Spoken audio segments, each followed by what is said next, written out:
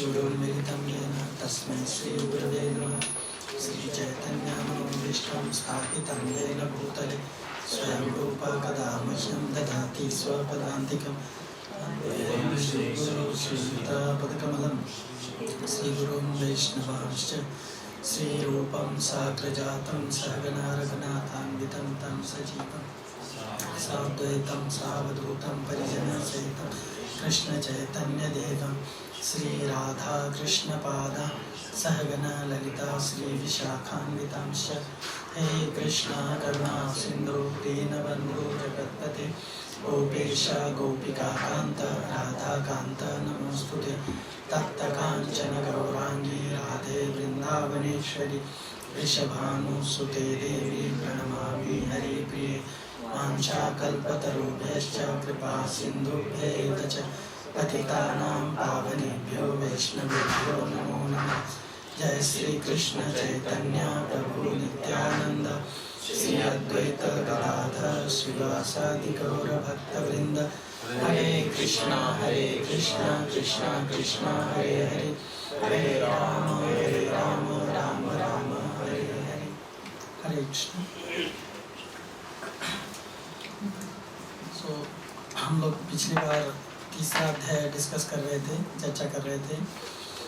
इसमें हमने सोचा था कि 15 श्लोक तक डिस्कस कर पाएंगे, लेकिन चर्चा नहीं हो पाई। 10 तक में हमको रुकना पड़ा था।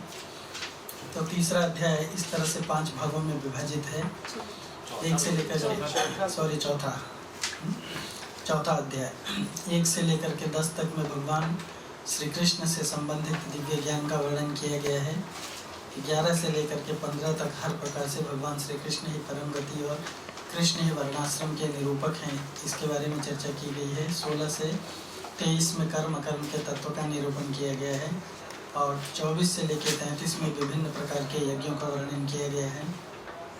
34 से 42 तक के श्लोक में ज्ञान प्राप्ति की प्रचलित प्रक्रिया का या प्रणाली का वर्णन किया गया है और इस तरह से 42 श्लोक डिस्कस किए गए हैं। तो पिछली बार हम लोगों ने ये डिस्कस किए थे 1 से 3 में भगवद गीता के प्रकाट्य के प्राचीन इतिहास के बारे में बताया गया है। 4 से 8 में भगवान श्री कृष्ण की दिव्य स्थिति का ज्ञान है और 9 और 10 में भगवान श्री कृष्ण की दिव्य स्थिति के ज्ञान के प्रभाव की चर्चा की गई है कि भगवान को जो जान लेता है उसका क्या होता है। तो इस तरह से ये हमने सारे पॉइंट्स बताए थे श्लोक वाइज कि कौन से श्लोक में कितने पॉइंट हैं, और फिर बताया गया था कि दिव्य ज्ञान व्यक्ति क्यों नहीं समझ पाता है, क्योंकि मानवता के 4 दोष, जिनको दोष चतुष्टय कहा जाता है, उसके कारण वो भ्रम प्रमाद विप्रलिप्सा करना पाटो, ये जो 4 वस्तुएं हैं, इनके कारण पूरी तरह से ज्ञान प्राप्त नहीं कर पाता है। भगवान जो ज्ञान देते हैं, भगवान का ज्ञान या भगवान से जो प्राप्त, भगवान से जो कनेक्टेड व्यक्ति है या जो भगवान से संबंधित है, भगवान के द्वारा प्रवाहित परंपरा में जो आता है, वो व्यक्ति जो ज्ञान देता है वो भी, और जो भगवान साक्षात देते ज्ञान वो सभी अपौरुष कहलाता है। इसके बारे में हम लोगों ने चर्चा किया था और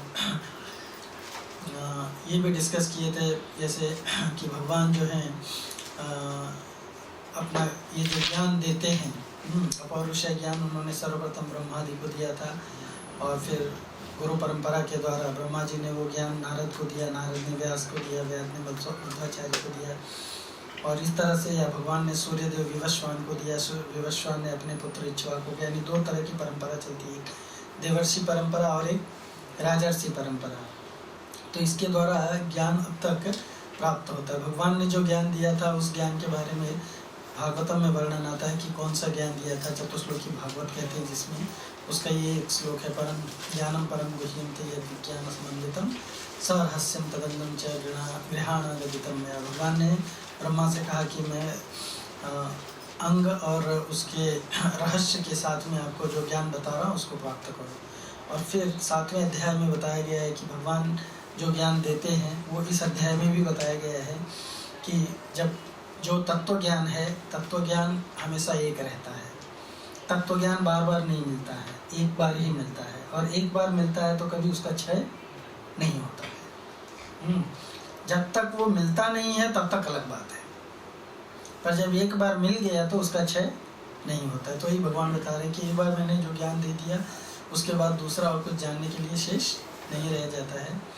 और फिर अर्जुन ने डाउट किया था भगवान के साथ में कि क्या, मुझे तो लगता है कि हम दोनों जन्म से समवयस्क हैं, और कैसे मैं ये मान लूँ कि आपने ये ज्ञान करोड़ों वर्ष पूर्व सूर्यदेव को दिया था।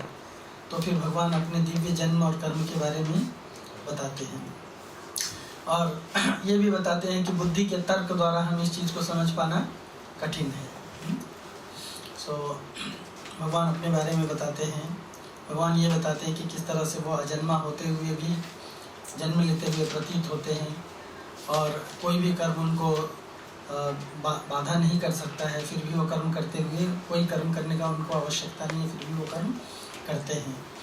तो इस तरह से हम लोगों ने ये जानने की बात की थी, मतलब अज, अव्यय और ईश्वर, ये सारी चीज़ें मैंने आपको डिटेल में ऑलरेडी बता दिया है।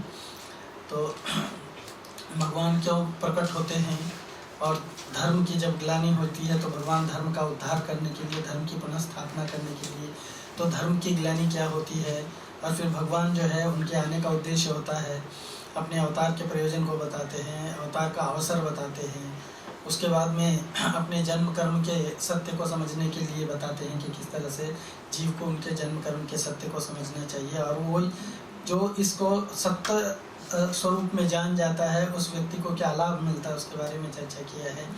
और उसके बाद में 10वें श्लोक में हमने पढ़ा था कि भगवान के जन्म कर्म की जानकारी, उनके धाम की प्राप्ति के लिए जो अन्य योग्यता है उसका इसमें वर्णन किया गया है।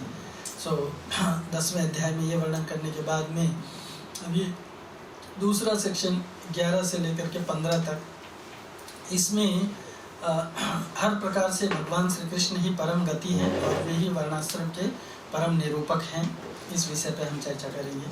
यद्यपि डिटेल में हम जाएंगे तो एक एक श्लोक में भी बहुत ज़्यादा सार गर्भित है, पर हम उतना डिटेल में डिस्कस करेंगे तो हमारा चैप्टर नहीं हो पाएगा। फिर पूरा भक्ति शास्त्री करने का जो आपका समय है वो केवल भगवद गीता पढ़ने में चला जाएगा। किस तरह से भगवान श्री कृष्ण ही परम गति हैं और वे ही वर्णाश्रम के निरूपक हैं, इसका इसमें डिस्कशन किया गया है। 11वें श्लोक में भगवान बताते ये यथा माम प्रपद्यन्ते ताम तव भजाम्यहम् मम वर्तमान वर्तन्ते मनुष्या पार्थ सर्वशः। इसमें कर्मों की दिव्यता का प्रकरण आरंभ करते हैं कि भगवान के कर्म किस तरह से दिव्य होते हैं, और जीव के समर्पण के भाव के अनुसार ही भगवान आदान प्रदान करते हैं। इस तथ्य का भी स्पष्टीकरण कर रहे हैं। मतलब जीव जिस तरह से भगवान को अप्रोच करना चाहेगा, मैंने बताया था आपको या नहीं पता नहीं, मैं पर पिछले हफ्ते कहीं तो डिस्कस किया था, इसलिए मुझे लग रहा है कि यही किया होगा कि इस जगत में जो कुछ भी क्रिएटेड है, बनाया गया है, वो सब किसने बनाया है? स्वयं भगवान ने। तो अच्छे चीज़ भी भगवान ने ही बनाए हैं और बुरे चीज़ भी भगवान ने ही बनाए हैं। पर भगवान ने अच्छे चीज़ क्यों बनाए और बुरे चीज़ क्यों बनाए? क्यों? क्योंकि बुरे चीज़ों की भी लोगों को आवश्यकता है। कुछ लोग हैं ऐसे जो गलत करना चाहते हैं। अगर भगवान उनको वो गलत करने का अवसर ना दें तो भगवान के ऊपर दोषारोपण किया जाएगा कि भगवान जो है ज़बरदस्ती करते हैं, है ना। तो इसीलिए भगवान सबको अवसर देते हैं। तो जीव की जो गति होने वाली होती है, जैसे किसी की नर्क की गति होती है, किसी की स्वर्ग की गति होती है, और किसी व्यक्ति को भगवत धाम की गति होती है। ऐसे 3 गति होती है। ऊर्ध्वं गच्छन्ति, मध्ये तिष्ठन्ति, अधो गच्छन्ति। ये तो भौतिकता की गति हो गई। और एक गति है बैक टू गॉड हेड, भगवत धाम जाने की। तो जो व्यक्ति जहाँ जाना चाहता है उसके लिए उसको उपाय अवलंबन करना चाहिए। तो उपाय कौन बताएगा? अगर कोई नर्क में जाने के लिए लालायित है तो उसको नर्क में जाने के लिए कुछ कार्य करना चाहिए, है ना। तो भगवान ने वो कार्य भी बनाया है और वो कार्य करने के लिए बुद्धि भी बनाया है, और उसके लिए रिक्वायर्ड विषय वस्तु भी बनाया है। तो जिसकी जैसी इच्छा है, अगर कोई नर्क में जाना चाहता है तो फैसिलिटी अवेलेबल है, कोई स्वर्ग में जाना चाहता है तो फैसिलिटी अवेलेबल है, अगर कोई भगवत धाम जाना चाहता है तो उसके लिए भी ज्ञान अवेलेबल है। तो हर चीज के लिए ज्ञान लगता है, और भगवान हर चीज के स्रोत है। इसीलिए जीव जो कुछ भी इच्छा करेगा, जो कुछ चाहेगा, भगवान उसको वो चीज उपलब्ध करा देगा। यहीं पे भगवान कह रहे हैं ये यथा माम प्रपद्यन्ते। अभी इस जगत में चाहे कोई किसी की भी उपासना करे, भगवान को छोड़ करके कोई व्यक्ति किसी अन्य को ढूंढता नहीं है, लेकिन भगवान को विभिन्न स्वरूप में ढूंढता है। कोई साक्षात भगवान को भगवान के रूप में ढूंढता है, कोई भगवान को उनके एनर्जी के रूप में ढूंढता है, देवता के रूप में ढूंढता है, किसी शक्तिशाली व्यक्ति के रूप में ढूंढता है, किसी अन्य सौंदर्य के रूप में ढूंढता है, अनेक प्रकार से वो ढूंढता है। पर इस जगत में जो कुछ भी है सब कुछ किसकी शक्ति का प्रकाट्य है? भगवान की शक्ति का प्रकाट्य है। तो अगर कोई व्यक्ति बड़ा सुंदर इंद्रिय तृप्ति चाहता है तो उसको वो किसको ढूंढ रहा है? भगवान को, लेकिन भगवान के उस इंद्रिय तृप्ति देने वाले उस एनर्जी को ढूंढ रहा है ना। तो विदाउट नोइंग कि वो भगवान को ढूंढ रहा है, एक्चुअली वो भगवान को ही खोज रहा होता है। You understand this point? इसीलिए भगवान कहते हैं मम वर्तमान वर्तन्ते मनुष्य पार्थ सर्वस। जगत में जितने भी लोग हैं सब लोग मुझे ही ढूंढते हैं। अगर हम किसी की राह चलते मतलब हम उसको ढूंढ रहे हैं, है ना। हम किसी की राह चलते हैं तो मतलब उसको हम ढूंढ रहे हैं। तो सब लोग किसको ढूंढते हैं? कृष्ण को, लेकिन अलग अलग विभिन्न विभिन्न स्वरूप और रूप में। तो भगवान आगे जाकर के बताएंगे कि वो अविधि पूर्वक है। बता चुके हैं या आगे जाकर के बताएंगे कि ये अविधि पूर्वक है। यद्यपि सबको, यद्यपि वो सब लोग मुझे ही ढूंढते हैं, लेकिन ये या मेरा ही पूजन करते हैं, लेकिन ये अविधि पूर्वक है। तो विभिन्न मतों और पंथों के अनुसार अनुसरण करने वाले कृष्ण तत्व के भिन्न भिन्न स्तरों का अनुभव करते हैं, न कि भिन्न भिन्न विषयों का। विषयों के रूप में वो भगवान को ही वास्तव में अनुभव करते हैं। तो प्रत्येक व्यक्ति भगवान कृष्ण को ही भिन्न भिन्न तरीकों और विषय वस्तुओं के या विषय या वस्तुओं में खोज रहे हैं। कृष्ण भावनामृत की समझ के बिना सब कुछ व्यर्थ है। लेकिन जब तक व्यक्ति पूरी तरह से समझता नहीं है कि सब कुछ कृष्ण से ही कनेक्टेड है, अहम सर्वस्य प्रभो मत्तः सर्वम प्रवर्तते, जब तक ये बुद्धि नहीं आती तब तक उसका एंडेवर जो है क्या होता है? वो फेल्यूर है। उसका जो प्रयास है भगवान को जानने समझने का, वो तब तक भगवान को नहीं समझ पाएगा। तो कृष्ण भावनामृत की समझ के बिना सब कुछ व्यर्थ है। भगवान श्री कृष्ण की अभिव्यक्ति के 3 स्तर, ब्रह्म, परमात्मा और भगवान, केवल एक समर्पित भक्त ही वास्तविक स्वरूप में जान सकता है। इसीलिए कहा गया भागवत में, वदन्ति तत्त्वविदस् तत्त्वम्। तत्व को जानने वाला तत्वविद व्यक्ति जो है वही जानते हैं कि भगवान स्वयं कितने रूप में प्रकट करते हैं अपने आप को? ब्रह्म, परमात्मा और भगवान, और अनेक रूपों में अवतार धारण करते हैं। उनके प्रत्येक अवतार के पीछे कोई ना कोई कारण होता है। तो ये सब समझ सकता है। इस तरह से हर प्रकार से प्रत्येक व्यक्ति का कर्तव्य है कि भगवान श्री कृष्ण के दिखाए गए मार्ग का अनुसरण करे। जब वो भगवान ने जो मार्ग बताया है, अगर उस मार्ग का अनुसरण करेगा तो धीरे धीरे धीरे धीरे वो भगवान को जान लेगा। और इस चैप्टर में भगवान को जानने के लिए क्या कर्म करना चाहिए उसके बारे में कंक्लूजन है अंत में।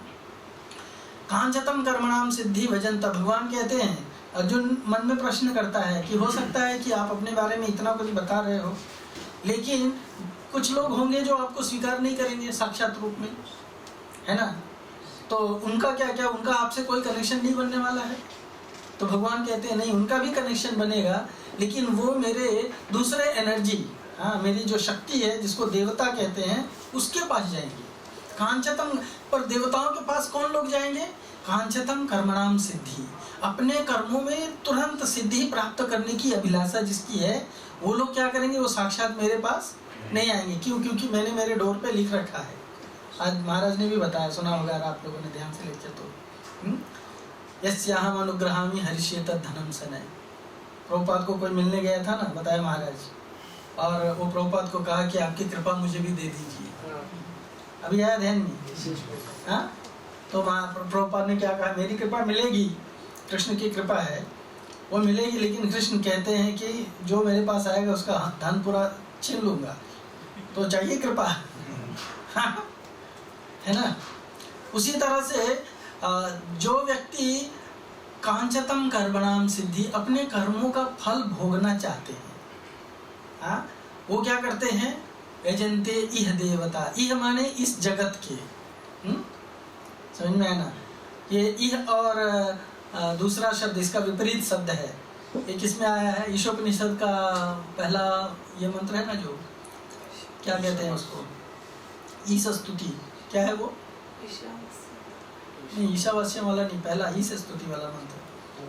ओम पूर्णमदः पूर्णमिदं पूर्णात् पूर्णमुदच्यते पूर्णस्य पूर्णमादाय पूर्णमेवा अवशिष्यते। ओम पूर्णम इदः, अदः, अदः माने यहाँ, पूर्णम, ओम पूर्णम इदः पूर्णम अदः, इदम माने यहाँ, इह देवता, और अदः माने वहाँ। तो जो लोग अपने कर्मों की सिद्धि चाहते हैं वो लोग यहाँ, जो लोग थोड़ा शक्तिशाली लोग हैं, शक्ति कहाँ से आई है उनके पास? भगवान ने दी है। तो भगवान की शक्ति प्राप्त जो शक्तिशाली लोग हैं उनकी उपासना करते हैं, उसमें देवता इत्यादि आते हैं। तो भगवान की प्राप्ति सुलभ होने पर भी लोग उनकी शरण में क्यों नहीं जाना चाहते हैं, इसका स्पष्टीकरण यहाँ पे दे रहे हैं। क्यों? कांचतम कर्मणाम सिद्धि, अपने कर्मों में वो तुरंत क्या चाहते हैं? सिद्धि चाहते हैं, फल चाहते हैं। अपने कर्मों की फलाशक्ति के कारण उनकी सिद्धि चाहने वाले लोग भगवान के बजाय देवताओं को समर्पित होते हैं। मनुष्य लोक में कर्मों से उत्पन्न सिद्धि शीघ्र प्राप्त हो जाती है ना। और देवता लोग दुकानदारों के समान हैं और भगवान पिता के समान है। दुकानदार के पास में अगर आप कुछ लेकर के जाओगे तो दुकानदार क्या कहेगा? पैसा लिया और आपको उसके बदले में सामान दे देगा, चाहे छोटा बच्चा जाए चाहे बूढ़ा आदमी जाए, है ना, समझदार जाए मूर्ख जाए, उसको किससे मतलब है? पैसे से। वो ये नहीं सोचेगा कि ये 5 वर्ष का बच्चा है, 2 वर्ष का बच्चा है, सिगरेट मांग रहा है मुझसे। हाँ, वो क्या सोचेगा? 1 सिगरेट बेच करके मैं 2 पैसा कमाऊंगा। पर अगर छोटा बच्चा अपने पिता से कहे कि पिताजी आप सिगरेट पी रहे हो, दारू पी रहे हो, मुझे भी पिलाओ, तो पिताजी क्या कहेंगे? ठीक है बेटा, चलो हम साथ में बैठ के पीते हैं। आजकल के पिताजी लोग कर रहे हैं तो आजकल ये एग्जाम्पल देना ठीक भी नहीं है क्योंकि बहुत सारे पिताजी लोग ऐसा कर रहे हैं, है ना, अपने भी पीते रहेंगे, उसको भी पिलाते रहेंगे एक घूंट छोटा बच्चा अभी चलना भी नहीं सीखा है तब तक उसको पिलाना शुरू कर देते हैं। तो मूर्ख लोग हैं। पर भगवान इस तरह से मूर्ख नहीं है ना। चैतन्य चैतामृत में एक आख्यान में आता है, मुनि भजे मांगे विषय सुख, यही बड़ा मूर्ख। मेरा भजन करता है और विषय सुख मांगता है, ये तो बड़ा मूर्ख है। यही मूर्ख आमी विज्ञ, ये तो मूर्ख है लेकिन मैं तो बुद्धिमान हूँ, भगवान कहते हैं। ये मूर्खे विष कहने दीवो, इस मूर्ख को मैं विष क्यों दूं? विषय क्या है?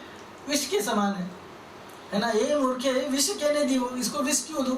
स्वचरणामृत दिया विषय भुलाएगा। मैं इसको वो मांग रहा है वो नहीं दूंगा, इसके लिए जो लाभकारी है वो दूंगा। तो भगवान दुकानदार नहीं है। हम ऐसा नहीं है कि भगवान की भक्ति करेंगे और बोलेंगे कि मुझे धनम जनम सुंदरीम कविताम सब दे दो तो भगवान दे देंगे। बोलेंगे मेरे पास भजन करने आया है, ये सब चीज़ें नहीं मिलेंगी। तो इसीलिए लोग कहाँ जाते हैं? देवताओं के पास जाते हैं। इनसे मांगूंगा तो, पिताजी से मांगूंगा तो नहीं देंगे सिगरेट, लेकिन 1 रुपया दे दूंगा अगर देवता को तो क्या करेगा? तुरंत सिगरेट दे देगा। भगवान ने पहले ही सिस्टम बना रखा है ना। हम लोगों ने डिस्कस किया था अन्नात् भवन्ति भूतानि वाला, याद है? तो उसमें भगवान ने यज्ञ रूपी एक सिस्टम बना दिया है। देवता लोगों को तुम परस्परम भावयन्तः, एक दूसरे को तुम खुश करो। दुकानदार पैसा देख के खुश होता है, हम सामान देख के खुश होते हैं, तो चक्कर चलता रहता है। मनुष्य लोकों में कर्मों की उत्पन्न सिद्धि शीघ्र प्राप्त हो जाती है। देवता लोग दुकानदारों के समान हैं और भगवान पिता के समान है। भजनते यह देवता, भौतिक जगत में देवताओं की पूजा होती है। देवताओं द्वारा प्रदत्त फल भी जो होता है वो अंतवंत होता है, क्योंकि यहाँ के एडमिनिस्ट्रेटर भगवान ने देवताओं को नियुक्त कर रखा है। इसीलिए जो लोग भौतिकता का फल चखना चाहते हैं वो लोग किसके पास जाते हैं? देवताओं के पास में जाते हैं। और देवताओं का वर्शिप करना बुरा नहीं है, लेकिन देवताओं को हम जिस मेंटालिटी से वर्शिप करते हैं वो मेंटालिटी गड़बड़ है। और वही हमारी जो मानसिकता है या जो चेतना है वो बदल जाए तो देवताओं की जैसे हम भक्ति कर रहे हैं, देवताओं की तो भक्ति होती नहीं, उनकी उपासना होती है। लेकिन भगवान के प्रति भक्ति होती है। दुकानदार किसी से प्रेम करता है या कोई दुकानदार से प्रेम करता है? दुकानदार से आप भले प्रेम करो, लेकिन दुकानदार अपना फायदा लिए बिना आपको सामान नहीं देगा। उसी तरह से देवता लोग हैं। देवताओं की उपासना से किसी भी प्रकार की भौतिक इच्छा की पूर्ति तत्काल हो जाती है। भगवान की भक्ति से वही इच्छाएं पूरी होती हैं जिनसे भक्ति बढ़ती है। भगवान वही इच्छाएं पूरी करते हैं जिससे व्यक्ति की भक्ति बढ़ती है। वो जो मांगता है वो सब कुछ उसको नहीं देते हैं। तो कुछ लोग सोचते हैं कि भगवान के दर पे गया, मांगा, ये नहीं दिया तो इसका मतलब कैसा भगवान, इसकी पूजा नहीं करनी चाहिए। इसकी पूजा नहीं करनी चाहिए। इसलिए लोग भगवान की पूजा, भगवान चाहते भी हैं, भगवान चाहते भी हैं। चैतन्य चैतन्य में कहा है, सिद्धि मुक्ति सिद्धि दिया यदि मेरा पीछा छोड़े। भगवान सोचते हैं कि अगर इसको भुक्ति मुक्ति दिया यदि पीछा छोड़े, ये मेरा पीछा छोड़ देगा तो भगवान उसको सिद्धि भुक्ति मुक्ति दे करके उसको भगा देना चाहते। जा तो उसको किसके पास भगाते हैं? मेरे पास मत आओ, देवताओं के पास मांगने के लिए जाओ। You understand? एक स्टोरी बताऊं आपको तो टाइम जाएगा। अरे वाह, पढ़ाई नहीं करता। भविष्य पुराण में ये स्टोरी आती है। एक कर्नाटक देशीय ब्राह्मण था, बताया था क्या पहले? आप लोग को तो पता है, भूल चुके हैं। कर्नाटक देशी एक ब्राह्मण था, तो उसने सुना था कि भगवान जो है जगन्नाथ जी के रूप में, परब्रह्म जगन्नाथ जी के रूप में जगन्नाथपुरी में निवास करते हैं। याद है आपको? जगन्नाथपुरी में निवास करते हैं और वो सभी की इच्छाओं को पूरा करते हैं। तो मैं भी जाता हूँ, मेरी ये जो दयनीय स्थिति है भौतिकता के स्तर पे, उसके निराकरण के लिए मैं भगवान के पास जाता हूँ। जगन्नाथपुरी चल के जगन्नाथपुरी गया। जगन्नाथ जी के मंदिर में जाकर के जगन्नाथ जी के सामने उनका स्तवन किया, आप बड़े दयालु है, ये है वो है, और आप ये मेरी इच्छाएं पूरी कर दीजिए, मेरा लिस्ट है। हाँ, फिर उसकी कोई इच्छा पूरी हुई नहीं। नेक्स्ट डे वापस आया, कहा प्रभु आपसे मैंने इतनी मेहनत किया, आप तो सर्वसमर्थ हैं, कुछ भी कर सकते हैं, आप मेरी इच्छा पूरी कर दीजिए। तो उस दिन भी इच्छा नहीं पूरी हुई। तीसरे दिन आके कहने लगा, देखो प्रभु मैंने आपसे इतना मेहनत किया पर आप मेरी इच्छा पूरी नहीं कर रहे हो, तो मैं आपके सामने शर्त रखता हूँ, अगर 1 हफ्ते के अंदर आपने मेरी इच्छा पूरी नहीं किया तो मैं यह समुद्र में जाकर के डूब करके अपना प्राण त्याग दूंगा। आजकल लोग बैठ जाते हैं ना धरने पे, मेरी बात मानो नहीं तो धरना।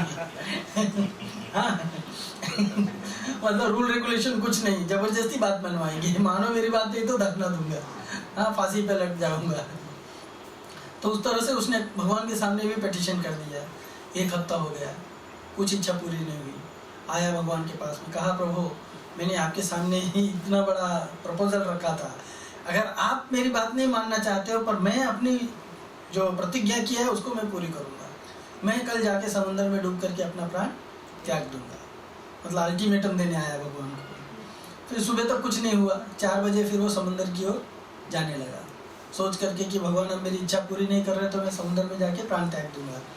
तो जब वो समुद्र में जा रहा था, तो जैसे ही वो पहुंचा तट के पास, तो देखा कि समुद्र के अंदर से बहुत एफल्जेंट व्यक्ति जो है वो समुद्र में से चल के निकल के बाहर आ रहा है, और उसके बगल से होके बिना उसको कुछ बोले और जगन्नाथ जी के मंदिर की ओर जाने लगा।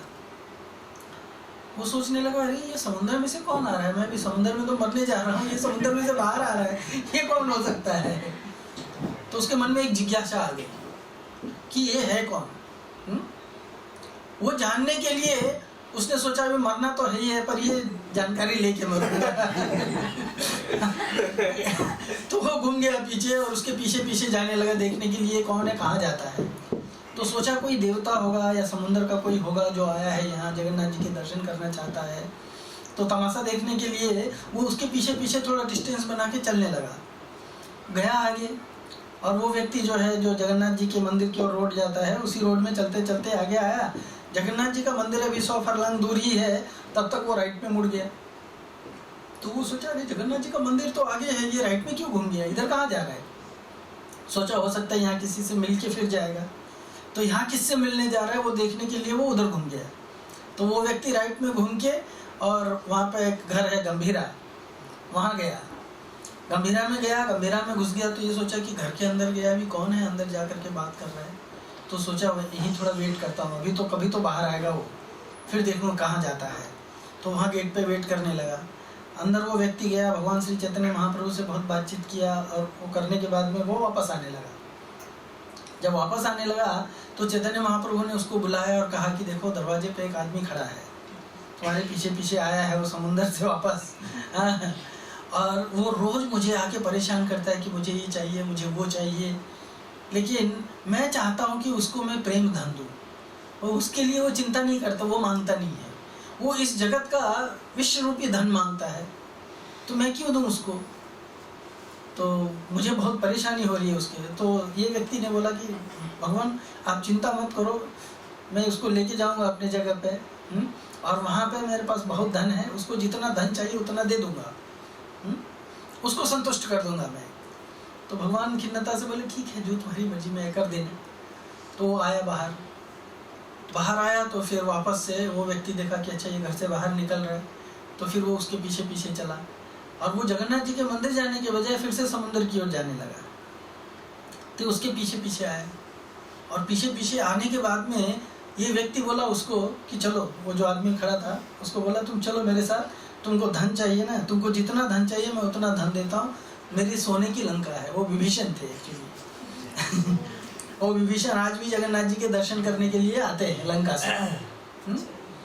तो विभीषण बोले मेरी लंका जो है वो सोने की नगरी है, तुमको जितना धन चाहिए उतना दूंगा मैं तुमको। फिर उसको बताने लगे कि तुम रोज भगवान के पास जाकर के उनको परेशान करते हो, भगवान तुमको इससे बढ़ के धन देना चाहते लेकिन तुम उसके लिए लालच नहीं, तुच्छ धन मांग रहे हो, चलो मेरे साथ।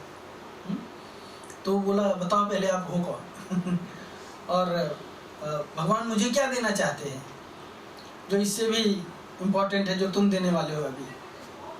तो बोला मैं विभीषण हूँ, लंका का राजा हूँ, और भगवान जो है तुमको प्रेम धन देना चाहते हैं, गोलोकेरा प्रेम धन, पर तुमको उसकी इच्छा नहीं है, चलो मेरे साथ। तो बोला अच्छा भगवान मेरे को इससे भी ज़्यादा कुछ धन देना चाहते, प्रेम धन जिसको प्राप्त करके मैं इस जगत से मुक्त हो सकता हूँ। तो उसने उनके उस प्रेम धन की थोड़ी महिमा समझाई। तब वो बोला ठीक है फिर आप अपनी लंका को जाओ, मैं भगवान के पास जाता हूँ। फिर उसने वो मांगना छोड़ दिया।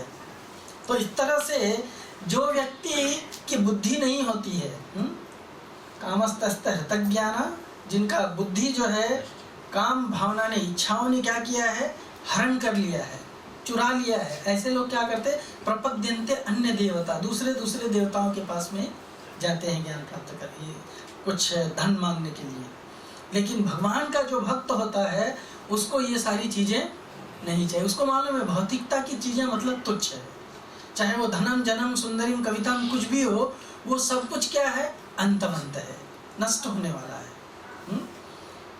लेकिन मनुष्य जो काम की भावना रखता है, इस भौतिक जगत में भगवान ने ऐसे नियम बनाए हैं कि अगर आपकी भौतिकता की कामना होगी तुरंत पूरी होगी। क्षिप्रम भवति, क्षिप्रम ही मानुषम लोके, तुरंत मनुष्य लोक में सिद्धिर भवती कर्मजा, कर्म से जनित, कर्मजा मतलब कर्म जब हम करते हैं तो उससे जो जनित प्रोडक्ट है वो तुरंत मिलता है। इसीलिए लोग जो है जो सुख भोगना चाहते हैं इस जगत का, हाँ वो सेंस भोगना चाहते हैं इस जगत का, तो वो लोग फटाफट देवताओं के पास में जाते हैं, उसको भजनते यह देवता करते हैं। पर नारायण या विष्णु इस जगत के यह देवता नहीं है। हाँ, कर्मजन्य सिद्धि चाहने से कर्मों में मलिनता आती है। अगर कोई व्यक्ति कर्मजन्य सिद्धि चाहता, अपने कर्मों का फल चाहता है, तो फिर उसके जो कर्म है उसका कर्म मलिन हो जाएगा, गंदा हो जाएगा, मतलब अकर्म के भाषा में चला जाएगा। और जो भी व्यक्ति अपने कर्मों की सिद्धि चाहता है वो कर्म उसको बंधनकारक हो जाता है। ये बुद्धि है। मैंने बताया था तीसरे इसमें भगवान ने क्या बताया था, कर्म कैसे करना है, और यहाँ पे कर्म के तत्व को बता रहे, बुद्धि को बता रहे हैं कि कर्म जो है, हमको कर्म को क्या करना चाहिए, उसका फल के प्राप्ति के लिए कर्म नहीं करना चाहिए, ये बुद्धि प्राप्त होना चाहिए। क्यों?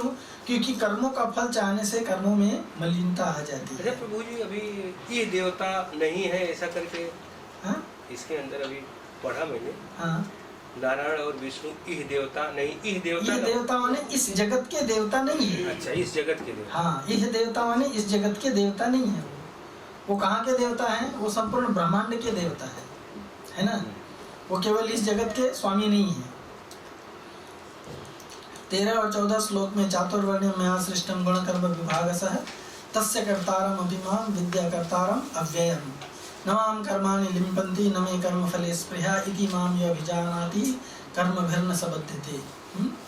कर्मों में पवित्रता कैसे आती है इसे बताने के लिए भगवान अपने कर्मों की दिव्यता का यहाँ पे विशेष रूप से वर्णन कर रहे हैं। ये 2 श्लोकों में क्या बोल रहे हैं भगवान? भगवान श्री कृष्ण ने वर्णाश्रम तंत्र का सृजन मनुष्यों के शुद्धिकरण के लिए किया। भगवान ने कर्म किया। कौन सा कर्म किया? वर्णाश्रम बनाया, है ना। वर्णाश्रम हम में से किसी ने बनाया नहीं, भगवान ने बनाया। लेकिन क्या अपने लिए बनाया? नहीं। तो भगवान क्या उदाहरण दे रहे हैं? मैंने एक सिस्टम बनाया, वो बनाने वाला साइंटिस्ट मैं हूँ, लेकिन मैंने मेरे लिए नहीं बनाया है। किसके लिए बनाया है? क्या लोगों को कष्ट देने के लिए बनाया है? क्या बम बनाया है? क्या एक बार फूटेगा तो सबको मार डालेगा?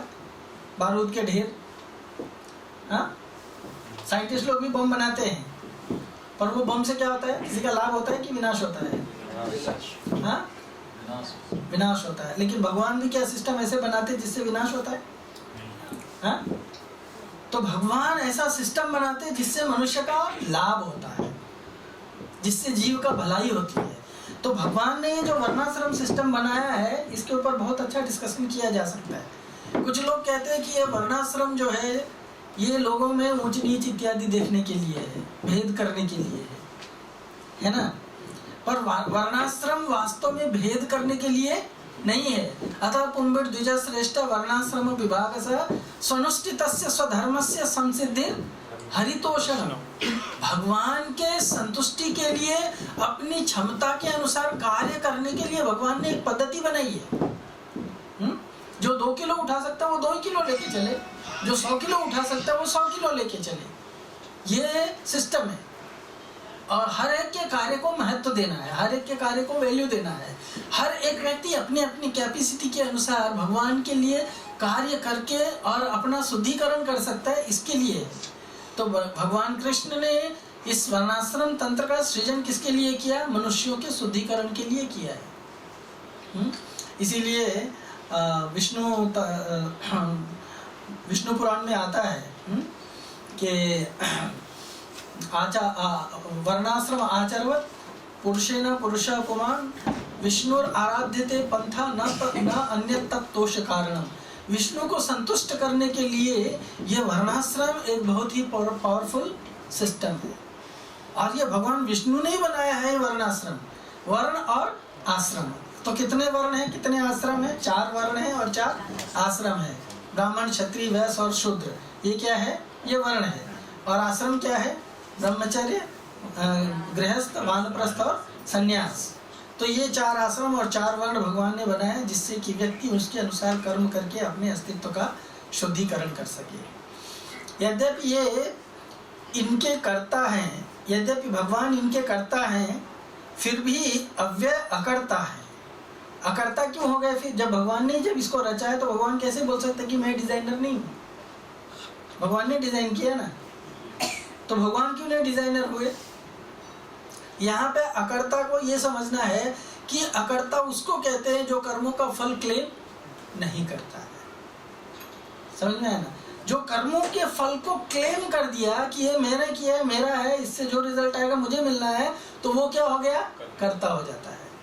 पर भगवान कहते हैं कि मैं अव्यय अकर्ता हूँ। क्यों?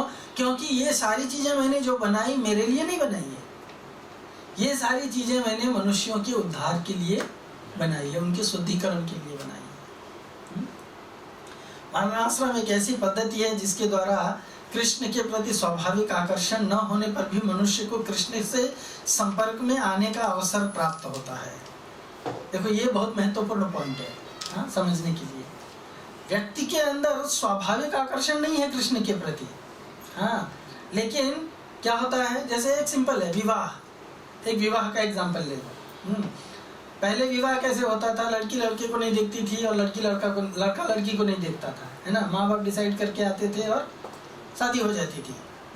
तो जब एक दूसरे की सेवा करने लगते थे तो दोनों के प्रति क्या हो जाता था? एक दूसरे के प्रति आकर्षण आता था, और फिर वो आकर्षण ऐसा बैठता था कि वो जन्मांतर तक रहता था, है ना। वो जन्मांतर तक रहता था। तो वो सेवा का जो भाव था उसमें फेस देखने से, फेस वैल्यू से नहीं होता था। फेस वैल्यू से जिसका आकर्षण होता है, सेवा लेने का भाव जिसको रहता है। हम जब फेस वैल्यू देखते हैं, मतलब कोई चीज का वस्तु खरीदने के लिए गए, कितना अच्छा है, अगर उसका फेस देख के लेंगे, हाँ, उसके अंदर क्या है वो नहीं जानेंगे अगर, तो क्या हो सकता है, घर ले जाके फंस सकते हैं, है ना। आजकल लोग क्या करते हैं, फेस वैल्यू देखते हैं, उसका आदत नहीं देखते हैं, उसका आचरण नहीं देखते, उसके गुण नहीं देखते, उसके लक्षण नहीं देखते, और बाद में नेक्स्ट डे से क्या शुरू होता है, झगड़ा शुरू होता है ना। सिंपल है ना। यू एग्री विथ मी और नॉट? होता है कि नहीं? और पहले के लोग क्या देखते थे, गुण देखते थे, लक्षण देखते थे, और गुणों को मिला करके कि हाँ इनका ठीक से चलेगा, तो वो आपस में कभी झगड़ते भी नहीं थे। उनको मालूम होता था कि हम जो ये रोल में जा रहे हैं इसमें मेरा क्या रोल है। तो एक दूसरे को एक्सप्लॉइट करने की भावना नहीं रहती थी। तो इम्पोर्टेंट क्या है, एक ऐसी व्यवस्था बनाना, एक ऐसा व्यवस्था बनाया भगवान ने ये वर्णाश्रम की, जिससे कि व्यक्ति अपने स्टैंडर्ड से भगवान की सेवा करके, भगवान की संतुष्टि के लिए कार्य करते करते जब सेवा करेगा तो आकर्षण आएगा। आप में से कितने लोग डीटी वर्शिप करते हैं घर पे? हाँ?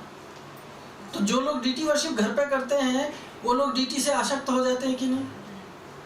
उनके लिए पकाना है, उनके लिए वस्त्र लाना है, उनके लिए मार्केटिंग करना है, फूड लेना है, ये लेना है, वो लेना, ये मन में इच्छा रहती कि नहीं रहती है? और जिस दिन आपने उनके लिए भोजन नहीं पकाया, उनको भोग नहीं लगाया, आपको मन में कैसा लगता है? कैसा लगता है बताइए? अभी ये आंसर वही दे सकता है जो एक्चुअली कर रहा है। जो नहीं करेगा उसको इसका आंसर समझ में भी नहीं आएगा। हाँ, जो वास्तव में सेवा करेगा तो सेवा से आकर्षण डेवलप होता है, और जब आकर्षण सेवा से डेवलप हो जाता है तो फिर उसको छोड़ने की इच्छा नहीं होती है। लेकिन जब हम वो नहीं करते हैं तब क्या होता है, तब हमको कोई कितना भी बोलता रहे, लेकिन हमको लगे हाँ ऐसे बोल रहे हैं, लेकिन इतना होता है क्या मालूम नहीं। हाँ, विश्वास नहीं जमेगा। इसीलिए भगवान एक ऐसा सिस्टम बनाया है जिसके द्वारा अपनी कैपेसिटी से सेवा करके भगवान के प्रति धीरे धीरे व्यक्ति, भले उसके मन में पहले कोई आकर्षण नहीं है, लेकिन धीरे धीरे आकर्षण आ जाता है। तब जो डीटी इसको भगवान समझ के जो घर में सेवा करता है, उसको वो डीटी पत्थर लकड़ी नहीं दिखते हैं। क्या दिखते? भगवान दिखते हैं, है ना। उसको मेटल नहीं दिखते कि ये पीतल का है, सोने का है, या पत्थर का है, या लकड़ी का है। उसको कौन दिखते हैं? उसमें भगवान दिखते हैं, है ना। तो एक रिलेशन बन जाता है। अगर कोई व्यक्ति ऐसे पहाड़ के सामने खड़ा होकर के पहाड़ से बात करे, आप उसको क्या बोलेंगे? मूर्ख बोलेंगे ना। लेकिन डीटी भी तो क्या है? पत्थर है, लकड़ी है, सब कुछ है ना वो भी, और उससे लोग बात करते हैं। हाथ जोड़ के अभी जाते हैं आप गोविंदनाथ जी के सामने, हाथ जोड़ के बहुत कुछ बोलते रहेंगे, है ना। बोलते कि नहीं बोलते हैं? तो क्या वो नहीं सुनते, वो आपसे रेसिप्रोकेट नहीं करते, तो आप क्या मूर्ख हैं जाके उनके सामने बोल रहे हैं? तो जब सेवा कर रहे हैं तब आकर्षण आ रहा है। तो भगवान एक ऐसा सिस्टम देते हैं, गुरु एक ऐसा सिस्टम देते हैं जिसके द्वारा कृष्ण के प्रति आकर्षण होता है। वर्णाश्रम एक ऐसी पद्धति है। भगवान श्री कृष्ण और कृष्ण भावना भावित व्यक्ति सभी प्रकार के सामाजिक विभाजन से परे होते हैं, इसलिए वैष्णव ब्राह्मण से श्रेष्ठ माना जाता है। जो लोग वैष्णव होते हैं वो ब्राह्मणों से भी ऊंचे स्तर पर होते हैं। ब्राह्मण से भी ऊंचे स्तर पर होते हैं। क्यों? क्योंकि जिस तरह से भगवान इस सिस्टम को बना तो दिए, लेकिन सिस्टम से परे है, अकड़ता है, उसी तरह से जो भगवान से कनेक्टेड है वो भी उसके बाहर है। ये वैष्णव जो होता है वो किसी जाति का वैष्णव नहीं होता। वो नहीं बोल सकते ब्राह्मण वैष्णव है, ये शूद्र वैष्णव है। वैष्णव वैष्णव है, वो ब्राह्मण शूद्र इत्यादि नहीं होता है। चातुर्वर्ण्यम समस्त प्राणियों का उपलक्षण है। यानी ऐसा नहीं कि ये चतुर्वर्ण जो है केवल मनुष्यों में है, ये चतुर्वर्ण हाँ ये सभी प्राणियों में है। जानते हैं इसमें भी चतुर्वर्ण है। पक्षियों में कौवा क्या कहलाता है? शूद्र कहलाता है। हाँ, कौवा जो है वो शूद्र होता है, और पैरेट क्या होता है? हाँ, ब्राह्मण होता है ना। और बाज पक्षी क्या होता है? क्षत्रिय होता है कि नहीं है। और बुनकर वगैरह कुछ पक्षी होते हैं ना, घोंसला वगैरह बनाते हैं, वो सब वैश्य कहलाते हैं। श्री कृष्ण और कृष्ण भावना भावित व्यक्ति सभी प्रकार के सामाजिक विभाजन से परे होते हैं, इसलिए वैष्णव ब्राह्मण से श्रेष्ठ माना जाता है। चतुर्वर्ण समस्त प्राणियों का उपलक्षण है। किंचित मात्र भी आसक्ति, ममता या कामना नहीं होने के कारण भगवान किसी भी कर्म या उसके परिणाम को से प्रभावित नहीं होते। मतलब भगवान के हृदय में जो कुछ भी वो करते हैं, थोड़ी सी भी आसक्ति नहीं होती है, उससे ममता नहीं होती है और उसकी भगवान की इच्छा नहीं होती है। तो अगर जीव, भगवान ये अपने बारे में इसलिए बता रहे हैं कि मैं जब इस तरह से करता हूँ तो जैसे आगे नहीं, पिछले इसमें हम लोगों ने पढ़ा शायद, है ना, भगवान क्या कहते हैं कि मम वर्तमान वर्तन्ते, लोग मेरा मार्ग का अनुसरण करेंगे। फिर यद्यद आचरति श्रेष्ठस, जैसे जैसे श्रेष्ठ लोग कार्य करते हैं सामान्य जन उसी तरह से उनका अनुसरण करते हैं। तो भगवान से श्रेष्ठ कौन है? तो भगवान कहते हैं यद्यपि मुझे कर्म करना अनिवार्य नहीं है, लेकिन फिर भी मैं कर्म करता हूँ, किसके लिए? लोक शिक्षण के लिए। ये हम लोगों ने डिस्कस किया था ऑलरेडी। और कर्तारम अपि कथन कर्तृत्वाभिमान का अभाव बताने के लिए आया है। भगवान कहते हैं कि मैं कर्तारम हूँ, लेकिन कर्तृत्व का अभिमान नहीं है कि मैंने किया, अहंकार नहीं है, आई एम द डूअर। समझ में आया ना? कर्तृत्व अभिमान का अभाव बताने के लिए है। इस तथ्य को जानने से कर्म बंधन नहीं रहता है। जो व्यक्ति इसको जान लेते हैं कि माम यो अभिजानाति कर्म भीर न सबध्यते, वो कर्म के बंधन में नहीं फंसता है। तो सृष्टि रचना करने पर भी जैसे भगवान का अकर्तापन सुरक्षित रहता है, मनुष्य का अकर्तापन भी सुरक्षित रह सकता है यदि वह आसक्ति, ममता इत्यादि से मुक्त हो। और मूढ़ता पूर्वक कर्तापन स्वीकार करने से कारण मनुष्य कर्म बंधन में फंस जाता है। कहा जाता है ना, प्रकृति क्रियमाणानि गुणे कर्माणि सर्वसा अहंकार विमूढ़ आत्मा कर्ता हम इति मन्यते। एक्चुअली मूर्खता बस कहता है वो कि मैं कर्म कर रहा हूँ, करता कोई और है। लेकिन जब वो व्यक्ति अपने में ममता, आसक्ति इत्यादि नहीं रहता है तो वो भी अकर्ता बन जाता है। क्रिया, कर्म और लीला ये तीन प्रकार है। उसी ऊपरी तौर पर देखने में तीनों एक जैसी लगते हैं, परंतु तीनों में भिन्नता है। कर्म किसको कहते हैं? अनुकूल प्रतिकूल फल देने वाली और कर्तृत्वाभिमान पूर्वक की गई क्रिया कर्म कहलाती है। मतलब कोई चीज जो है अगर हम सोच के करते हैं कि मैं करने वाला हूँ, अनुकूल और प्रतिकूल मतलब पक्ष में विपक्ष में, अच्छा किया बुरा किया ऐसा समथिंग टाइप, लेकिन मैंने किया, जो कुछ किया मैंने किया, तो अगर ऐसा कहेंगे तो वो कर्म कहलाता है और कर्म का फल मिलता है। क्रिया किसको कहते हैं? कर्तृत्वाभिमान रहित और फल रहित होती है। जैसे उसमें कर्तृत्व का अभिमान नहीं रहता है कि मैं करता हूँ, और जिसमें कर्तृत्व का अभिमान नहीं रहता है, यद्यपि उससे कोई फल प्रोड्यूस होता है तो भी उसके अंदर फल आसक्ति नहीं रहती है। तो जैसे हमारे आँखें हैं, हाँ, आँखों के पलकें झपकती है ना, तो क्या हम सोचते हैं कि मैं पलके झपका रहा हूँ? है ना? हम नहीं सोचते कि मैं पलके झपका रहा हूँ। तो दिन भर में सैकड़ों बार हमारी पलके झपकती, पर क्या उसका हमको फल मिलता है? नहीं मिलता है ना? हाँ, सैकड़ों बार हमारी पलके झपकती है, लेकिन हमको उसका फल नहीं मिलता है। क्यों नहीं मिलता है? क्योंकि कर्तृत्वाभिमान नहीं रहता है, या फलाशक्ति नहीं होती है। और लीला किसको कहते हैं? उसको क्रिया कहते हैं। मतलब वो करने से उसमें कुछ रहता नहीं है। हाँ? और लीला किसको? कर्तृत्वाभिमान रहित, फल रहित और लोकहित कारिणी क्रिया। एक तो कर्म करना है लेकिन कर्तृत्व का अभिमान नहीं होना चाहिए, और न ही तो फल का आसक्ति होनी चाहिए। जब ये दो चीजों से मुक्त होगा, कर्तृत्वाभिमान और फलाशक्ति से, और दूसरों की भलाई के लिए जब किया जाएगा तो वो लीला होगा। तो वो कौन करता है? वो केवल भगवान करता है। सांसारिक लोगों द्वारा कर्म होता है, महामुक्त पुरुषों द्वारा क्रिया होती है, और भगवान के द्वारा लीला होती है। ये तीन चीजें समझने की हैं। मुक्त पुरुष क्या करते हैं? वो किसी भी कर्म बंधन में नहीं फंसते हैं। तो सांसारिक लोगों द्वारा कर्म होता है, मुक्त पुरुषों द्वारा क्रिया होती है, और भगवान के द्वारा लीला होती है। 15वें श्लोक में एवं ज्ञात्वा कृतं कर्म पूर्वैरपि मुमुक्षुभिः कुरु कर्मैव तस्मात् त्वं पूर्वैः पूर्वतरं कृतं। यहाँ पर अपना उदाहरण देने के बाद अब भगवान मुमुक्ष पुरुषों का उदाहरण देते, मुक्त लोगों का उदाहरण देते हुए अर्जुन को निष्काम भाव से कर्म करने का आदेश कर देते हैं। हाँ, कुरु कर्मैव तस्मात् त्वम्, अर्जुन तुम कर्म करो। कैसे? पूर्वतरम कृतम, जैसे पूर्वर अपि मुमुक्षु भी, पहले मुमुक्षु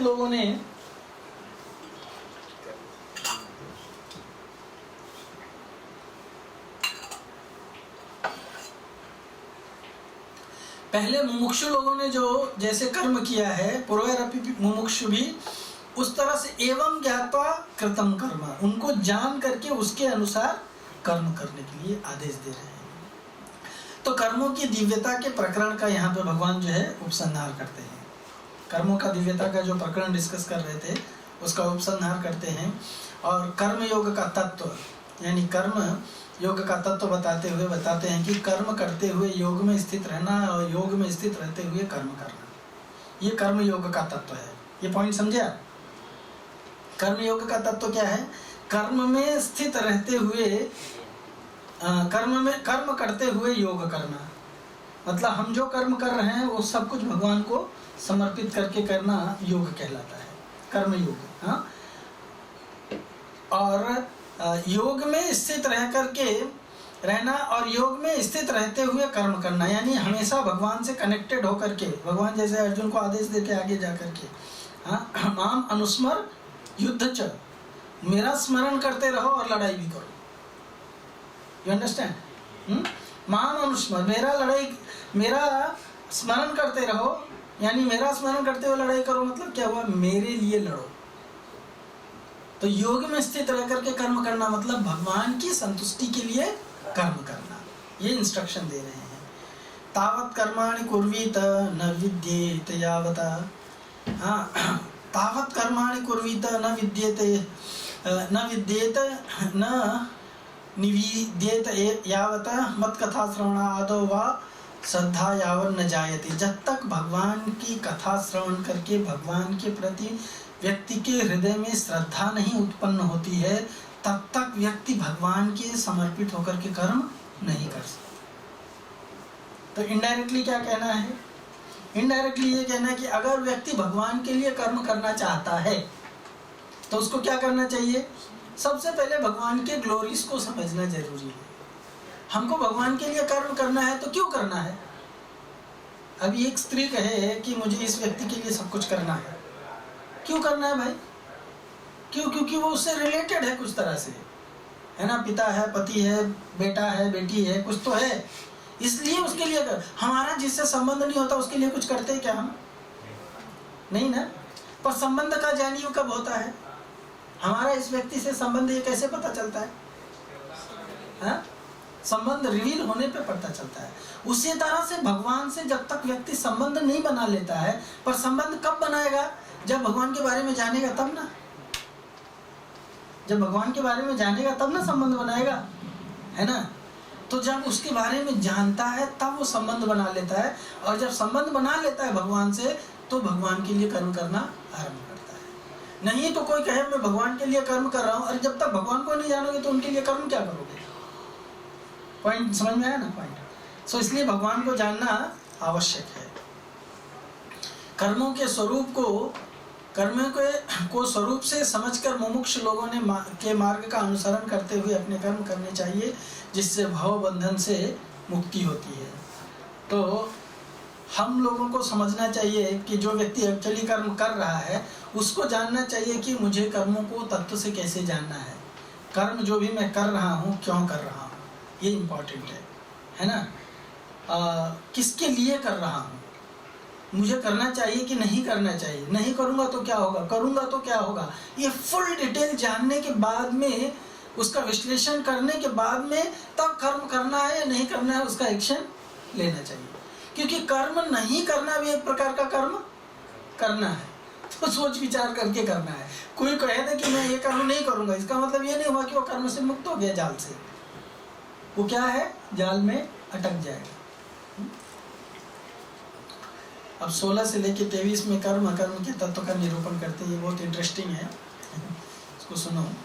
कर्म अकर्म किम कर्म किम अकर्मेति कवयो अप्यत्र मोहिता तत्ते कर्म प्रवक्ष्यामि यज्ञात्वा मोक्षसे अशुभात्। यहाँ से भगवान कर्म विज्ञान का प्रकरण आरंभ करते हैं। कर्मों के विज्ञान को समझना अत्यंत क्लिष्ट है। भगवान क्या कह रहे हैं? कवयो अप्यत्र मोहिता। हाँ, कवि माने बहुत बड़े बड़े विद्वान लोग भी कर्म की गति को समझ पाना बड़ा कठिन है। उदाहरण तो बहुत सारे हैं। यहाँ पे देखो उदाहरण दिया हुआ है कि कर्म और अकर्म में विवेक से भ्रमित हो जाने के कुछ उदाहरण है। जब यमदूतों को भ्रम हो गया, कब? हाँ, अजामिल केस में, है ना। अजामिल को उन्होंने सोचा था कि ये सबसे बड़ा पापी है और उसने लौकिक दृष्टि से सब बहुत बड़े बड़े पाप भी किए थे, पर उनको ध्यान में नहीं था कि इसने एक छोटा सा काम और कर दिया था। क्या किया था? अनजाने में नारायण को बुला दिया था। नारायण नाम रटने से क्या हो गया? उसके सारे पाप नष्ट हो गए। तो यमदूतों को ये जानकारी नहीं थी, इसलिए यमदूत भ्रमित हो गए कि इतना बड़ा पापी, और इसको ये लोग 4 लोग आके कहाँ से छुड़ा दिए, और इन लोगों के सामने हमारी शक्ति काम नहीं कर रही, ये लोग है कौन, कहाँ से आए हैं? तो वो भ्रमित हो गए। हाँ, इंद्र द्वारा वृत्रासुर के वध करने का ऋषियों पे भ्रम हो गया। मतलब ऋषियों ने इंद्र को बोला था कि ये वृत्रासुर राक्षस है और इसको मारो, यद्यपि ये ब्राह्मण कुल में पैदा हुआ है फिर भी इसके मारने से तुमको ब्रह्म हत्या नहीं लगेगी। तो इंद्र ने ऋषियों की बात मान करके और वृत्रासुर का वध कर दिया, और वृत्रासुर का वध करने के बाद में उसको ब्रह्म हत्या लग गया। तो ऋषि लोग सोचने लगे कि हम लोग तो उसको बोले थे कि तुमको ब्रह्म हत्या नहीं लगेगी, फिर इसको ब्रह्म हत्या क्यों लग गई? कर्म के बारे में भ्रमित हो गए। उसको ब्रह्म हत्या क्यों लगी? क्योंकि वृत्रासुर भले राक्षस योनि में पैदा हुआ था लेकिन भगवान का परम भक्त था, और परम भक्त को मारने के कारण उसको क्या लग गया? ब्रह्म हत्या लग गया। जो कि ऋषियों ने, जो बड़े बड़े विद्वान थे, कवयो अप्यत्र मोहिता, वो लोगों को भी समझ में नहीं आया। उसी तरह से शिव जी की निंदा करने के कारण दक्ष सोचा शिव जी ऑर्डिनरी पर्सन है, पर शिव जी कौन थे? ऑर्डिनरी पर्सन नहीं थे, वो भगवान के परम भक्त हैं। इसीलिए दक्ष उनकी निंदा किया। वो सोचा कि मैं दक्ष प्रजापति होने के कारण शिव से ज्यादा बड़ा हूँ। शिव जी कौन है? वो तो मेरा क्या बोलते हैं, जमाई है। हाँ, मेरे बेटी का पति है। तो मेरे बेटी का पति मतलब मेरे बेटी जैसी तुच्छ है, वैसे वो मेरे लिए तुच्छ है कि नहीं है? पर वो ये नहीं सोचा कि शिव जो है भले उसके रिलेटिव में उसके तुच्छ हैं, उससे छोटे हैं, लेकिन रिलेशन में छोटे होने के बावजूद वो साक्षात परमेश्वर है, भगवान है, भगवान के अंश हैं। तो फिर उनके साथ दुर्व्यवहार करने का मतलब, अपने दामाद के साथ दुर्व्यवहार किया, उसका परिणाम नहीं मिला। उसको किसका परिणाम मिला? भगवान के साथ दुर्व्यवहार करने का परिणाम मिला। तो कर्म की गति, ये सारी चीजों को समझ करके ही हमको कर्म करना चाहिए। भगवान यहाँ पे कर्म के विज्ञान का प्रकरण शुरू करके बताते हैं कि कर्मों के विज्ञान को समझना अत्यंत क्लिष्ट है, बुद्धिमान लोग भी भ्रमित हो जाते हैं। कर्म सिद्धांत को समझने वाला सभी प्रकार के अशुभ से मुक्त हो जाता है, यानी किसी भी प्रकार का अशुभ माने बंधनकारी चीज, उसको बांध नहीं सकता है। कृष्ण भावनामृत में कार्य करने के लिए गुरु परंपरागत पुरुषों का अनुसरण करना चाहिए। इसीलिए बताया गया है कि धर्मस्य तत्त्वं निहितं गुहायां महाजनो येन गतः सपन्था। उसके पहले 2 लाइन है। उसके पहले 2 लाइन बताते हैं कि श्रुतयो विभिन्ना, क्या है प्रभु जी, याद है? श्रुतयो विभिन्ना नासाव मुनिर्यस्य मतम न भिन्ना। शास्त्रों में अनेक प्रकार के मत प्रस्तुत किए गए हैं, और ऐसा कोई मुनि या कोई विद्वान नहीं है जिसका मत एक हो। इनफैक्ट मुनि उसको कहते हैं जो दूसरे का मत को काट के अपना मत प्रतिष्ठित करता है तर्क वितर्क के द्वारा, उसको मुनि कहा जाता है। तो मुनियों के भी एक मत नहीं होते हैं। एक मुनि एक तरह से बताता है, दूसरा मुनि दूसरी तरह से बताता है, तो आदमी क्या हो जाता है? भ्रमित हो जाता है। इसीलिए महाजनों तत्व, धर्म का तत्व जो है वो बहुत सूक्ष्म है, और सूक्ष्म होते हुए भी उसको छुपा करके अंधेर कोठरी में रखा गया है, गुफा के अंदर। इसीलिए धर्म के तत्व को समझना बड़ा कठिन है। पर धर्म के तत्व को समझने के लिए, धर्म जहाँ पे अभी घर में कहाँ सामान चुरा के रखा हुआ है, जिसने चुरा के रखा वो जानता है बेटा, है ना। तो अगर वो सामान प्राप्त करना है तो उसके पीछे पीछे चले जाओ, अपने आप मिल जाएगा। इसीलिए कहा गया है कि महाजनों गतः एन पंथा, उस पथ से, उस मार्ग से जाना चाहिए जिस पथ का अन्वेषण महाजन लोगों ने किया हुआ है। 12 महाजन हैं, आप जानते होंगे, है ना। शंकर जी हैं, सुखदेव गोस्वामी हैं, ऐसे 12 महाजन हैं, यमराज हैं, नारद ऋषि हैं, ऐसे 12 महाजन हैं। तो इनके मार्ग का अनुसरण करके ही हम धर्म के तत्व को समझ सकते हैं और प्राप्त कर सकते हैं, वो यहाँ पे बताया गया है। शरीर, मन और वाणी के द्वारा होने वाली क्रिया को कर्म कहते हैं। हाँ, ये 18.15 में बताया गया है, वो शरीर वांग में ये जो बताया वो आप रेफर कर सकते हैं जानने के लिए। तो 2 तरह के कर्म करना होता है, एक प्रवृत्ति मार्ग का कर्म और एक निवृत्ति मार्ग का कर्म। प्रवृत्ति मार्ग का कर्म मतलब जैसे गृहस्थ जीवन में रह करके कर्म करते रहना, और निवृत्ति मार्ग का कर्म मतलब कर्म को छोड़ करके, मतलब कर्म को साक्षात डायरेक्ट रूप में न करना, कर्म से लिप्त होकर के न करना। तो दोनों ही प्रकार का कर्म है, प्रवृत्ति और निवृत्ति मार्ग का। तो कर्मयोग और सेवा, कर्मयोग और सेवा कर्म संसार के लिए होता है। हाँ, कर्मयोग और सेवा 2 चीज होती है। कर्म जो होता है वो जब हम कर्म करते हैं तो संसार के लिए होता है, पर जब सेवा करते हैं तो भगवान के लिए होता है। इसीलिए भगवान के लिए जो कार्य किया जाता है उसको क्या बोलते हैं? सेवा। आज मेरी ये सेवा है, क्या बोलते हैं? आज मेरा ये कर्म है, क्या बोलते हैं? हाँ, लेकिन जब हम नौकरी करने के लिए जाते हैं तो क्या बोलते हैं? ड्यूटी पे जा रहा हूँ। क्या बोलते हैं? बोलते हैं ना, क्या सेवा पे जा रहा हूँ बोलते हैं कोई? हाँ, सेवा पे जा रहे हैं बोलते हैं? नहीं, ड्यूटी पे जा रहा हूँ। कहाँ जा रहा हूँ? ड्यूटी पे। लेकिन भगवान के लिए जब कर रहे हैं तो, या किसी अन्य के लिए वॉलंटरी सर्विस कर रहे हैं बिना पैसे लिए, तब क्या बोलते हैं? सेवा के लिए जा रहा हूँ। कार सेवा, है ना, वो क्या है?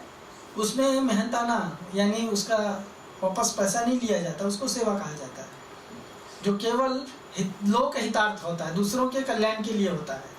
तो ऐसा कार्य भगवान का कार्य होता है। तो आप लोग सेवा करते हैं या कर्म करते हैं? सो सेवा कर्म जो है वो संसार के लिए और योग अपने लिए होता है। मुमुक्षु पुरुषों का अनुसरण किए बिना कर्म, विकर्म और अकर्म समझना बड़ा कठिन है। कहाँ कर्म हो रहा है, कहाँ अकर्म हो रहा है, ये समझ पाना बड़ा कठिन है। इसीलिए महाजनों गतः येन पंथा, उस रास्ते का अनुसरण करना चाहिए। ये उदाहरण तो आप लोगों को बता ही दिया। उसके बाद में 17वें में कर्मणो हि आपि बोधव्यम च विकर्मणः कर्मणश्च बोधव्यम गहना कर्मणो गति। कर्मों को तत्व से जानने की प्रेरणा है इसमें, कि कर्मों को जानना चाहिए। यद्यपि ये बहुत कठिन है, कर्मों को समझना बड़ा कठिन है। ये कह रहे हैं ना, गहना कर्मणो गति, कर्म की गति को समझ पाना बड़ा कठिन है। लेकिन कर्मणो हि अपि बोधव्यम, कर्म को समझना है। बोधव्यम च विकर्मणः, कोई गलत क्या होता है, विकर्म क्या होता है, उसको भी जानना है। अकर्मणश्च बोधव्यम, अकर्म किसको कहते हैं वो भी जानना चाहिए। यद्यपि कठिन है, कुछ लोग जो होता है ना मैथ्स करते हैं, अब मैथ्स कठिन लगता है तो छोड़ देते हैं, तो जीवन भर मैथ्स समझ में नहीं आता है ना। क्यों नहीं आया? क्योंकि किया नहीं। उसी तरह से अगर ये तीनों चीजों की गति को हमने समझा नहीं, अरे बड़ा कठिन है यार, क्या करना है क्या नहीं करना है समझ में नहीं आ रहा है, तो क्या हो जाएगा? भ्रमित हो जाएगा। भ्रमित होकर छोड़ दिए तो क्या होगा? आगे अर्जुन भाग गया होता सोच करके तो, लेकिन अर्जुन ने क्या किया? भागा नहीं, टीचर के पास गया। कौन से टीचर के पास में? योग्य टीचर के पास में। समझ में आया? जा करके भगवान से कहा कि मैं ये जो मुझे शोक उत्पन्न हो गया है, ये सारा शोक किसके लिए हो रहा है? इससे क्या हो रहा है? वे पथुश्च शरीर में रोम हर्षश्च जायते गांडीव संस्त्रे हस्ताक् त्वक्चैव परिदह्यते। मेरा चमड़ी जल रहा है, मेरे हाथ से धनुष स्लिप हो गया है ना। और क्या हो रहा है? वे पथुश्च शरीर में, मेरे शरीर में कंपन हो रहा है, मतलब उसकी हालत पूरी खराब थी।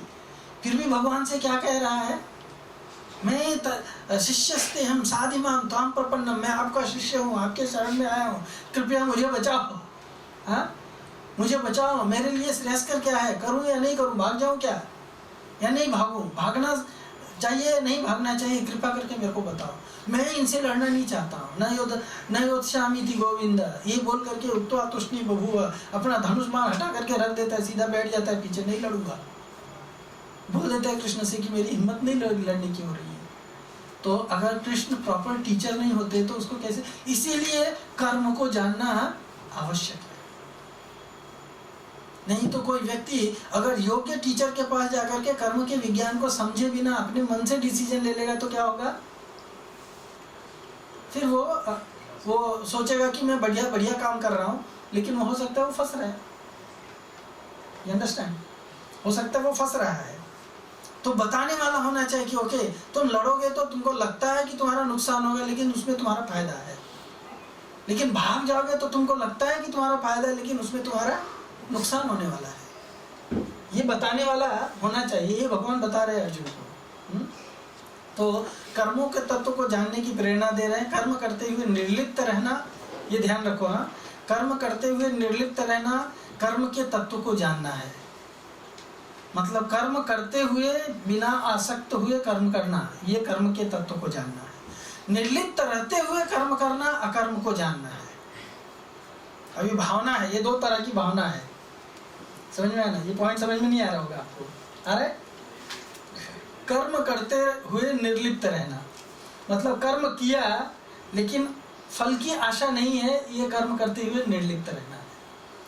लेकिन कर्म स्टार्ट करने से पहले ही आसक्ति छोड़ देना है।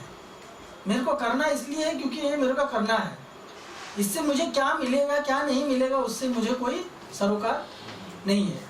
क्यों? क्योंकि ये आदेश है कि ये मुझे ऐसा करना है। इसको बोलते हैं निर्लिप्त होकर के कर्म करना। समझे? एक तो खुद से कर्म डिसाइड करके फिर कर्म का जो रिजल्ट आएगा वो नहीं लेना, वो दे देना भगवान को। लेकिन दूसरी ये उससे भी बड़ी बात क्या है? निर्लिप्त होकर के कर्म करना। मतलब कर्म करने से पहले ही अनासक्त हो जाना। जो आदेश दिया गया वो कर्म। नहीं तो जब व्यक्ति इस तरह से भाव नहीं रखेगा तो कर्म के बंधन को फंस जाता है। अकर्म के तत्व को जानना कहलाता है। निर्लिप्त रहते हुए कर्म करना अकर्म के तत्व को है, और शास्त्र निषिद्ध कर्म करना विकर्म है। तो विकर्म का तत्व क्या है? कामना है। कामना यानी विकर्म किसके कारण होता है? इच्छा से। इच्छा होने से व्यक्ति जो है, जो नहीं करना चाहिए वो भी कर डालता है। क्यों? क्योंकि उसका इच्छा शक्ति बलवान है। विकर्म के तत्व को जानना है। विकर्म के स्वरूप, विकर्म का स्वरूप से त्याग करना।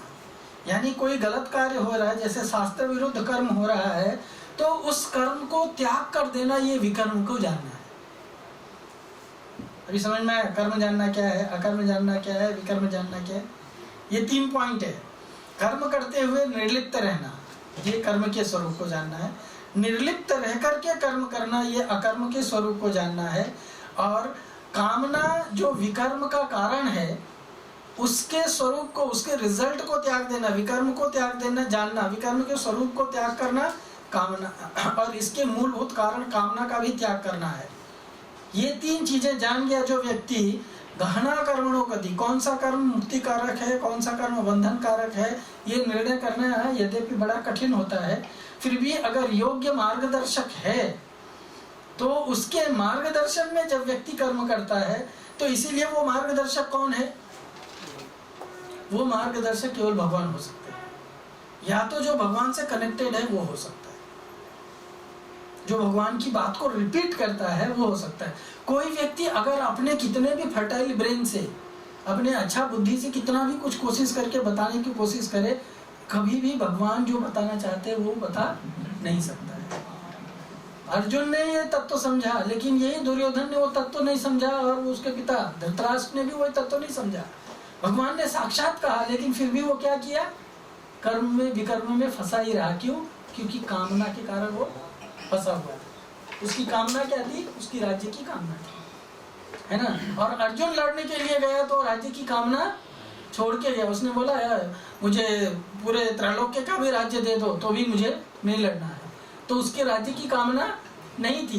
पर धृतराष्ट्र ने वही भगवत गीता, लेकिन राज्य की कामना थी, वो नहीं निकल रही थी, इसीलिए उसके तत्व को नहीं समझ पाया। ओके, कठिन है।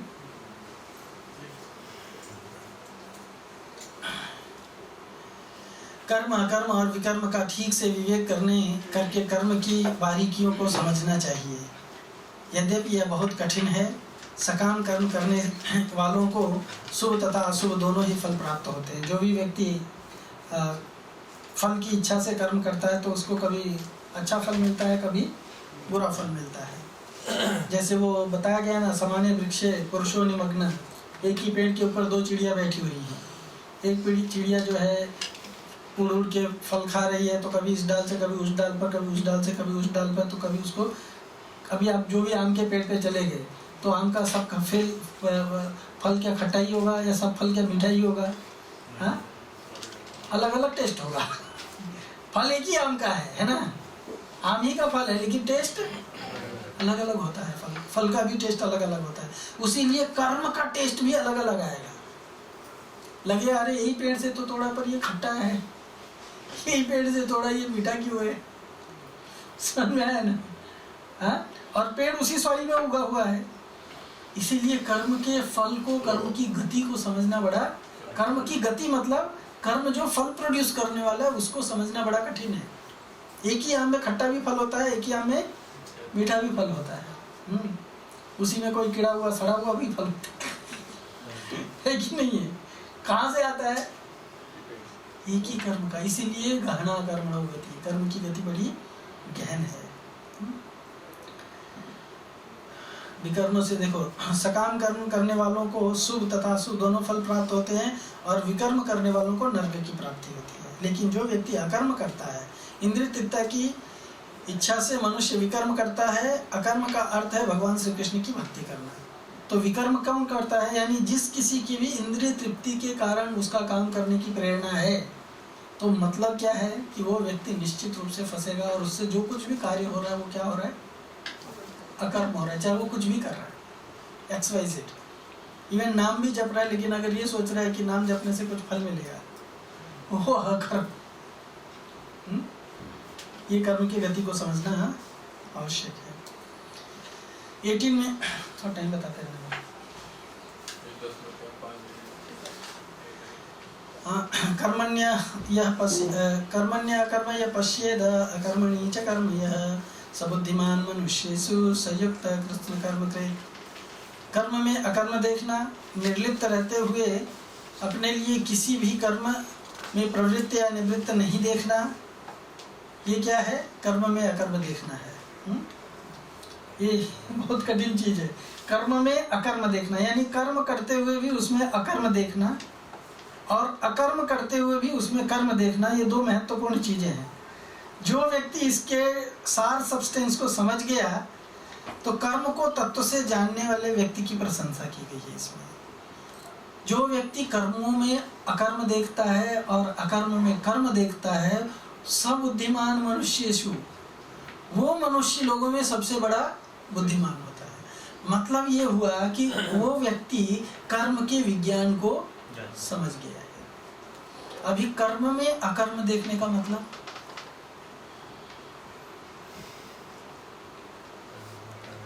कर्म में अकर्म देखना या अकर्म में कर्म देखने का तात्पर्य निर्लिप्त रहते हुए कर्म करना अथवा नहीं करना। नहीं करना भी क्या है? कर्म करना है। समझ में है ना? तो निर्लिप्त रह करके मैं ये चीज कर रहा हूँ, नहीं कर रहा हूँ, पर उससे मैं आसक्त नहीं, वो क्या है? अकर्म है। और कर्तृत्वाभिमान के बजाय अकर्तृत्व भाव से कर्म करना श्रेष्ठ होता है। मतलब मैं करता हूँ, करता हम इति मन्यते, मूर्ख कहा गया उसको। मैं करता हूँ इस तरह के भावना रखने के बजाय अकर्तृत्वाभिमान रखना। मतलब मैं क्या हूँ? जस्ट एक इंस्ट्रूमेंट हूँ। मैं काम कर रहा हूँ लेकिन मैं कौन हूँ? अकर्ता हूँ, इंस्ट्रूमेंट हूँ। जैसे इंस्ट्रूमेंट कभी क्लेम नहीं करता। आपका स्क्रू ड्राइवर कभी क्लेम करता है क्या मैंने खोला स्क्रू? हाँ? कौन क्लेम करता है मैंने खोला स्क्रू? खोलने वाला कौन है? स्क्रू है, उसको ड्राइवर है। आपके हाथ में है सिर्फ। समझ में आया ना? उसी तरह से जब व्यक्ति स्क्रू ड्राइवर बन जाता है, वो सोचता है कि भगवान मेरे को घुमा रहे हैं, मैं भगवान के हाथ का एक इंस्ट्रूमेंट हूँ। समझ में आया ना? अभी भगवान तो साक्षात आपको आके घुमाएंगे नहीं, तो कौन घुमाता है? भगवान का जो रिप्रेजेंटेटिव है, गुरु। हाँ, जब गुरु हमको घुमाता है, यानी गुरु जो इंस्ट्रक्शन देता है, अगर हम वही का वही करते हैं, तब क्या हुआ? हम भगवान के हाथ में एक इंस्ट्रूमेंट है। तब मेरे अंदर कर्तृत्व अभिमान नहीं आएगा। वो जैसे ही वो भगवान फैक्टर भूल जाएंगे, समझ में आया ना, या भगवान का जो रिप्रेजेंटेटिव फैक्टर है उसको भूल जाएंगे और खुद से करने लगेंगे, तब क्या आ जाएगा? कर्तृत्व अभिमान आ जाएगा। मैंने किया, मेरे कारण ये हुआ। और जैसे मैंने किया, मेरे कारण हुआ, मैं लगाना चालू किया, तो क्या हो गया? मैं करने वाला फंस जाता है। मैं कौन करता है? बकरा करता है ना? और बकरा का फाइनली क्या हो जाता है? काटने। असनम में वसनम में जायामि बंधु वर्गों में इति में कुर्वाणा काल बृकहंती पुरुषाजम। बकरे को आकर के काल रूपी भेड़िया जो है काट डालता है। तो मैं करना मतलब फंसना है। जैसे मेढक बोलता है ना, हरि ने कहा, हरि ने सुना, हरि गए हरि के पास, हरि ने हरि को आते देखा, हरि हो गए उदास। ये सुना है कि नहीं आपने? सुना है? समझा कुछ? नहीं समझे? क्या बात है? हरि का मतलब होता है मेढक, हरि का मतलब होता है सांप, हरि का मतलब होता है बंदर, हरि का मतलब होता है शेर। पर यहाँ सांप और बंदर की कथा चल रही है। हरि ने कहा, हरि ने सुना, मेढक ने बोला, सांप ने सुना। हरि गए हरि के पास, तो मेढक को, सांप को लगा कि वो मुझे बुला रहा है, आ जाओ मैं तैयार हूँ, है ना। तो मेढक ने कहा, सांप ने सुना, सांप जो है सुन करके मेढक के पास गया, और मेढक ने सांप को आते हुए देखा, तो क्या हो गया? अब गए। तब क्या हो गए? उदास हो गए। तो जो व्यक्ति अपने लिए कर्म को आरोपित करेगा, मैं करता हूँ, मैं करेगा, मैं, तो क्या हो जाएगा? वो फंस जाएगा और अंत में उसको क्या पढ़ना पड़ेगा? उदास होना पड़ेगा, पश्चाताप करना पड़ेगा। इसीलिए कर्मों के तत्व को समझना बड़ा आवश्यक है। इस प्रकार कर्म के विज्ञान या कर्म की गति को समझने वाला विद्वान कहलाता है। सभी कर्म प्रवृत्ति या निवृत्त भगवान श्री कृष्ण को समर्पित करके करना ही कर्म के विज्ञान को समझना कहलाता है। अगर हम चाहे करने वाला चीज हो या न करने वाला चीज हो, जब तक एक सिंपल फैक्टर किसी ने समझ लिया, मेरे को लाइफ में ये कर्म अकर्म विकर्म ही बड़ा कठिन लग रहा है जाल, है ना। कुछ करने के बजाय मुझे क्या करना है? जो कुछ करना है सब भगवान के लिए करना। सिर्फ इतना समझ गया, वो कर्म के जाल से निकल जाएगा। पर जो कोशिश करेगा सोचने की कि वो, जैसे गौरव प्रभु बताते हैं ना कि एक सेंटीपेड था, सेंटीपेड मालूम है ना? गोजर मालूम है? वो जिसको लाल लाल होता है ना, बहुत सारे ये होते हैं उसके पैर, सैकड़ों पैर होते हैं। नेरिस बोलते हैं अंग्रेजी में, हिंदी में गोजर बोलते हैं। वो लाल लाल होता है, कान में भी घुस जाता है। कन खजूरा भी बोलते हैं, कन खजूरा भी बोलते हैं उसको, है ना। और अगर वो एक बार पकड़ लिया, उसको खींचो तो टूट जाता है, आधा अंदर ही रह जाए। क्या बोलते हैं? गोम बोलते हैं। अच्छा, है ना। तो वो एक बार डांस कर रहा था, तो किसी ने बोला उसको, कह रहे यार तुम कितना बढ़िया डांस करता है, तुम्हारे इतने पैर है फिर भी इतना बढ़िया डांस करता है।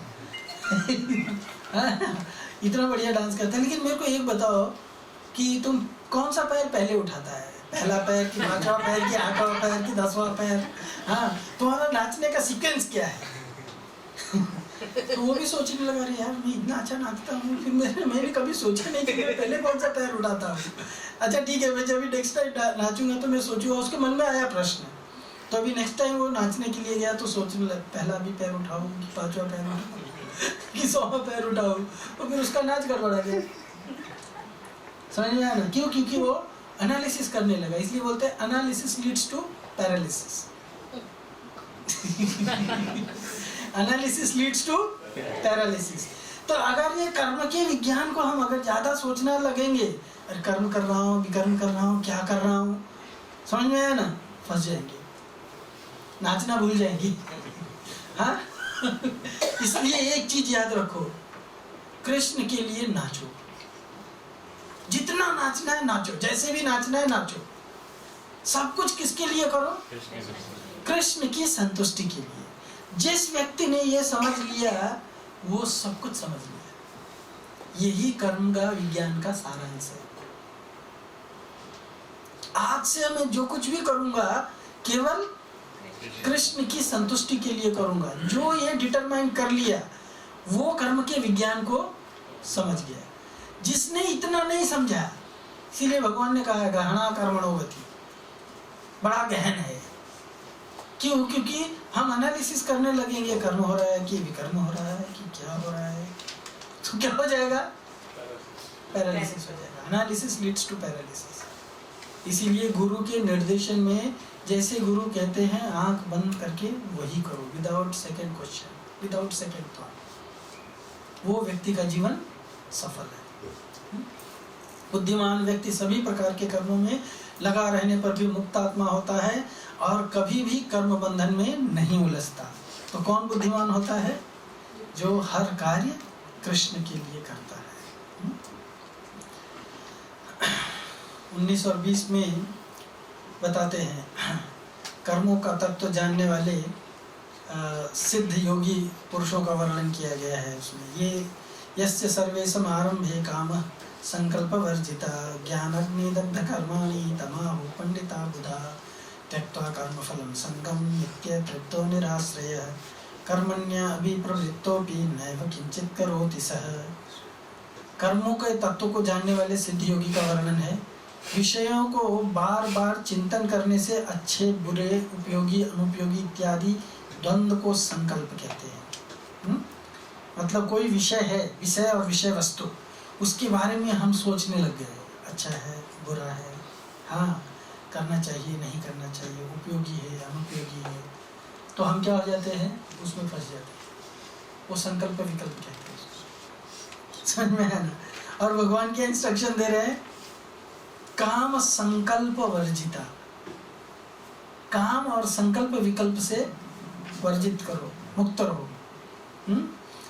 इसके लिए जो कृष्ण के लिए कर्म करना है ना, अगर उसमें भी व्यक्ति सोचने लगा अरे सचमुच कृष्ण के लिए किया क्या हाँ, जैसे ही अच्छा बुरा सोचने लगे अटक गए। ये द्वंद्व जो है वो संकल्प कहते हैं। और विषयों की हृदय से इच्छा करना, कोई भी विषय वस्तु को अपने हृदय में सजोना मेरे को चाहिए, तो वो कामना हो गई।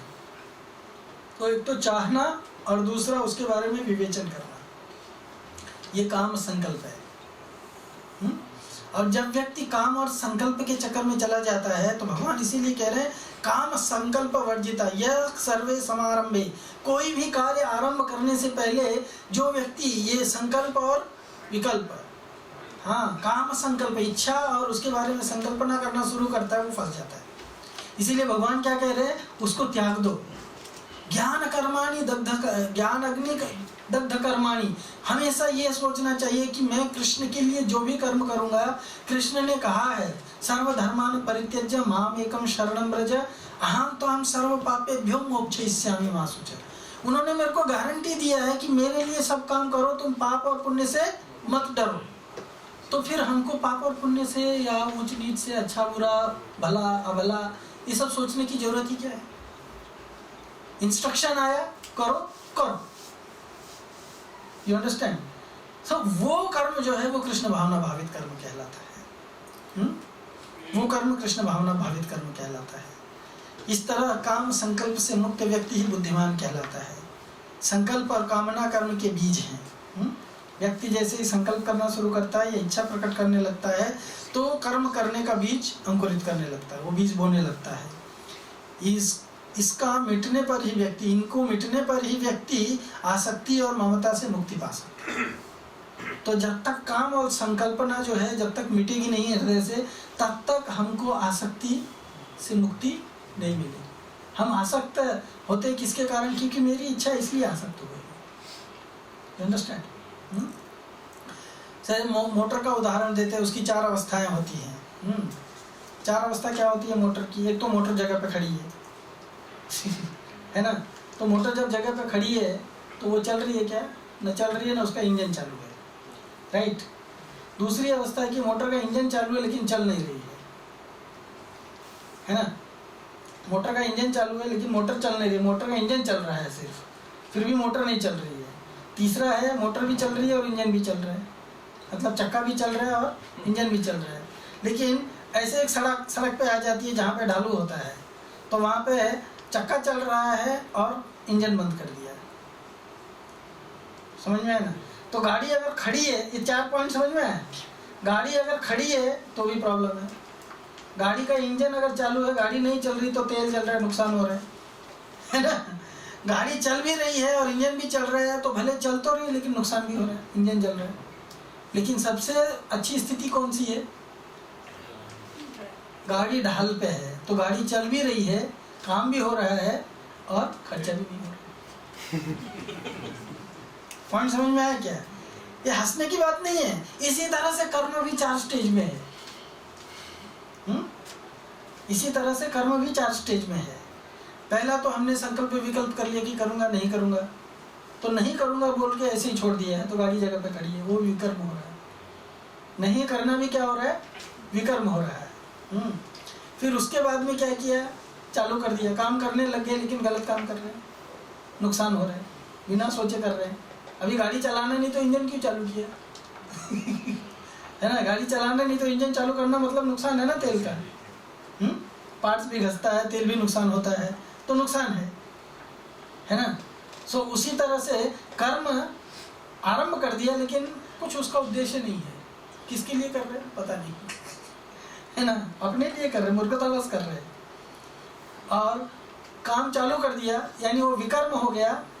हाँ, कुछ लोग सोचते हैं अकर्मण्यता, मतलब जो सांसारिक अकर्मण्यता का पॉइंट है वो पहला एग्जाम्पल है।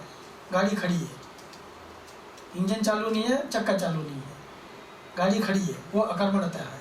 फिर भी वो अकर्मण्यता मतलब वो नष्ट हो रहा है। दूसरा जो है वो विकर्म है, मतलब इंजन चालू है, काम नहीं हो रहा है। तीसरा जो है वो कर्म हो रहा है, इंजन भी चल रहा है और मतलब कर्म भी हो रहा है और कुछ फल भी आ रहा है, समझ में। लेकिन ढाल पे जब जा गया तो क्या हो रहा है? इंजन बंद है, आदमी आराम से बैठा हुआ है, गाड़ी फिर भी चल रही है। वो कृष्ण भावना भावित कर रहा है। फायदा किस में है? गाड़ी को ढाल पे लेके जाए, है ना। तो ये 4 चीजों को समझना, ये जो तुरीय अवस्था यानी चौथी अवस्था है, हाँ, कृष्ण के लिए कर्म करना, ये जो है बुद्धिमानी कहलाता है। हींग लगे ना फिटकरी और रंग भी आए चोखा। कुछ लगने वाला नहीं है, कुछ नहीं होने वाला है, लेकिन क्या हो रहा है? फायदा ही फायदा होगा। मतलब हमको न तो विकर्म मिलेगा न तो कर्म मिलेगा, दोनों को भोगने के लिए नहीं आना पड़ेगा। और मैं ऐसा भी नहीं है कि कुछ बोल कर नहीं रहा हूँ, कर रहा हूँ, कृष्ण के लिए कर रहा हूँ। जो कुछ होगा भगवान देखेंगे और भगवान संतुष्ट हो जाएंगे, मुझे बैक टू बैक हेड लेके जाएंगे, लाभ मेरा ही है, नुकसान किसका है? इसीलिए तुरीय अवस्था जो है कर्म की वो महत्वपूर्ण है। निराशीर्य चित्तात्मा त्यक्त सर्व परिग्रह शारीरम केवलम कर्मं कुर्वन् आपनोति किल विषयः कुर्वन् आपनोति किल विषयः। ये 21वां श्लोक में निवृत्ति परायण कर्मयोगी की कर्मों से निर्लिप्तता का वर्णन है यहाँ पे। और अनासक्त भाव और भोग बुद्धि से रहित केवल भगवान की संतुष्टि के लिए कर्म करने की बात कही गई है। तो जो व्यक्ति अनासक्त भाव होता है और भोग बुद्धि से रहित होता है वो केवल भगवान के लिए कर्म करता है। उसके बारे में बताया, निराशीर्य चित्तात्मा त्यक्त सर्व परिग्रह, अपनी फायदे के लिए जो कुछ भी है वो सब कुछ का त्याग करके केवल भगवान की संतुष्टि के लिए कर्म करता है। तो निवृत्ति परायण होने पर भी आलस्य और प्रमाद नहीं रहता है। निवृत्ति परायण मतलब निवृत्ति परायण होने पर भी आलस्य और प्रमाण नहीं रहता। मतलब ऐसा नहीं है कि भगवान के लिए कर्म नहीं कर रहा तो मैं चुपचाप बैठा हूँ। भगवान के लिए कर्म करना निवृत्ति परायण कहलाता है। और यहाँ पे मन तथा इंद्रियां सदैव वश में है, शुभाशुभ फल की आशा से रहित केवल शरीर निर्वाह के लिए ऐसा व्यक्ति कर्म करता है। ये पॉइंट्स को अगर जो व्यक्ति समझ लेता है, शारीरम केवलम कर्मम कुर्वन् अपि न आपनोति किल विषम, करने से भी उसको पाप कर्म नहीं लगता। क्यों? क्योंकि वो भगवान सारा कर्म कर रहा है। यदृक्षया लाभ संतुष्टो द्वंद्वातीतो विमत्सरः समः सिद्धः सिद्धः च कृत्वा अपि निबध्यते। प्रवृत्ति परायण, उसमें निवृत्ति परायण योगी के कर्मों के बारे में बताया था, इसमें निवृत्ति परायण योगी के कर्मों के बारे में बताया। कर्मयोगी की निर्लिप्तता का वर्णन है। यहाँ पे निष्काम भावपूर्वक सांगोपांग रीति से संपूर्ण कर्म करता है, लाभ हानि से अनासक्त रह करके। लाभ और हानि से आसक्त नहीं रहता है, अनासक्त रह करके व्यक्ति जो है निवृत्ति परायण योगी भी कर्म करता है।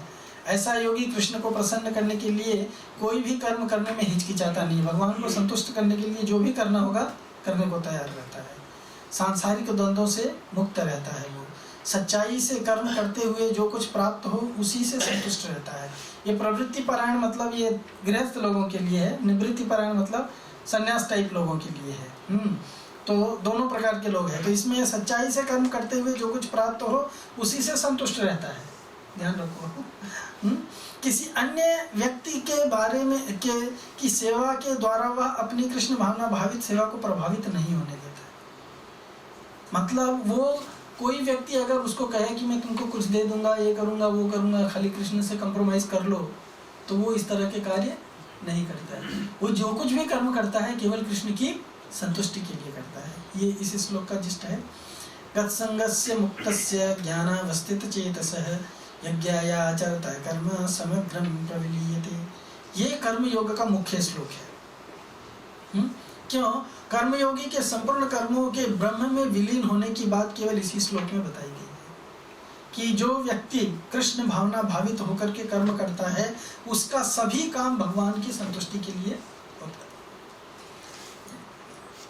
3.9 में भगवान ऑलरेडी कह चुके हैं। क्या कहा था 3.9 में? बोलो।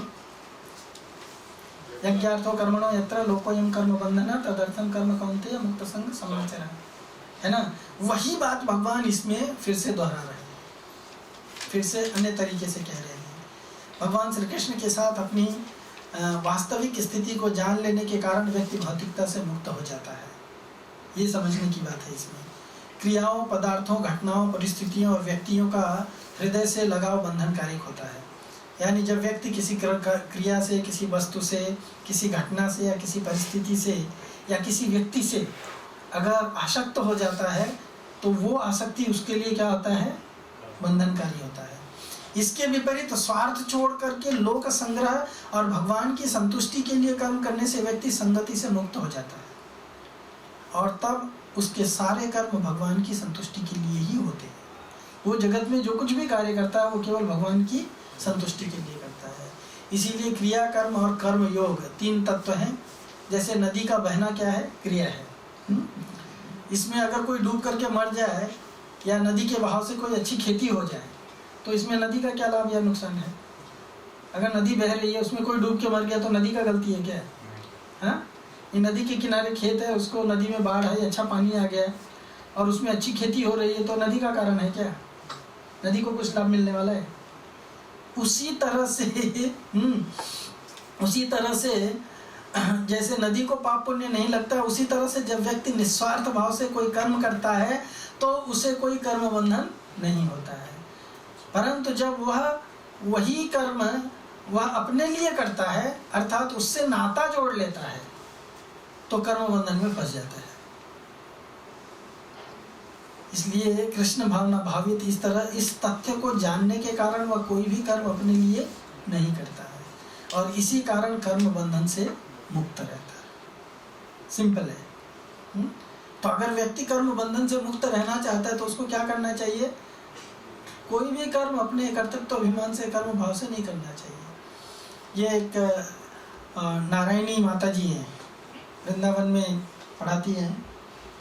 उन्होंने ये पूरा क्या है कि 3 भाग है ना इसका, तो चौथे अध्याय में 42 श्लोका से, उस 42 श्लोका में कौन से श्लोक में क्या बात कही गई है वो उन्होंने सिर्फ एक शब्द में लिखा है।